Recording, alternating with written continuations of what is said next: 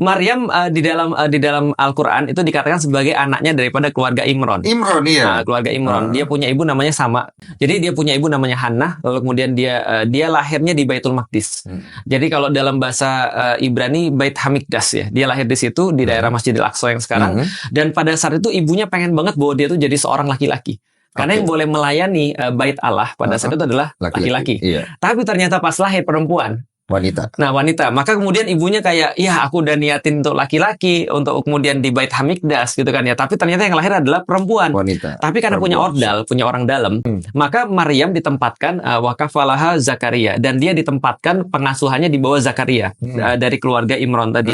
Nah, dan dia akhirnya menjadi ukhti-ukhti masjid. Iya, itu yang disampaikan ya. Ukhti-ukhti masjid. Dalam bahasa di Islam. Dalam bahasa di Islam. Yaitu adalah di Bait Hamikdas itu. Nah, suatu waktu, Zakaria ini bingung nih. Kenapa? Karena dia udah tua, renta, bungkuk, istrinya sudah menopause, istrinya sudah tua, renta banget, dan gak mungkin punya anak. Sementara gak ada yang lanjutin dia jadi nabi. Maka dia berdoa pada Allah pada saat itu minta untuk punya anak, tapi gak dapat. Ketika dia datang ke tempat Maryam di dalam surat Ali Imran, dia tiba-tiba dapat Maryam ini dapat banyak sekali buah-buahan yang bukan dari tempat itu. Lalu kemudian Zakaria bilang, kamu dapat dari mana ini? Maryam bilang sederhana, ini dari Allah.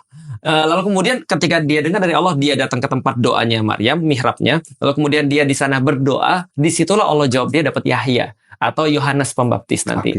Nah, jadi ketika dia dapat Yahya ini duluan lahir daripada Yesus, akhirnya Isa. Nah, jadi ketika dia berdoa di mihrabnya Maryam, dia dapat Yahya langsung dijawab. Setelah kasus itu, baru Maryam disamperin sama Malaikat Jibril. Iya. Nah, Malaikat Jibril bilang, kamu akan mengandung. Maryam bilang, aku nggak punya siapa-siapa, aku nggak pernah digauli siapapun, bahkan dekat aja tidak.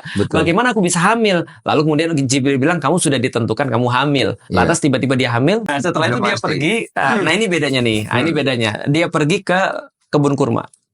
Dia pergi ke kebun kurma. Dia minta kepada Allah dengan kata-kata begini. Lebih baik aku mati aja daripada aku hidup, lalu kemudian aku dicaci maki sama orang, lebih baik aku tidak dilupakan. Lalu kemudian Allah bilang pada dia, tenang, kami sudah nyiapin semua solusinya, kamu tinggal lahirin aja, goyang pangkal pohon kurma itu, lalu kemudian kamu akan mendapatkan kurma yang masak. Lahirlah Yesus di situ. Di kebun kurma itu. Maryam sudah dikasih tahu sama Allah. Kalau misalnya ada yang nanti nanya kamu cukup nunjuk anak ini aja. Pas ditunjuk anak ini, dia berkata, ini Abdullah, taniyal kitaba wa ja'alani nabiyya. Aku adalah hamba Allah, aku kemudian dijadikan sebagai nabi, dan aku diberikan kitab, diperintah untuk sholat, diperintah untuk zakat, dan akan dimuliakan seumur hidupku. Dan kemudian dia berkata begitu, akulah jalan kebenaran.